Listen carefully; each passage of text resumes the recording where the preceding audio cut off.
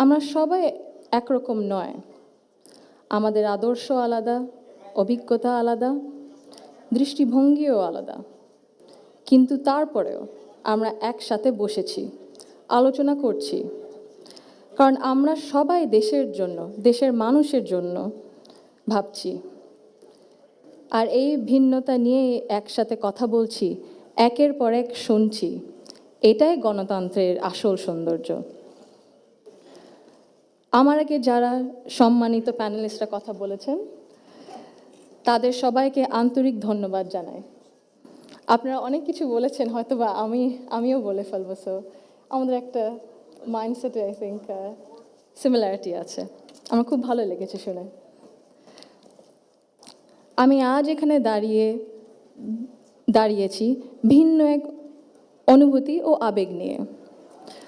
বাংলাদেশের এই পলিসি লেভেলটায় আমার প্রথম বক্তব্য এটা।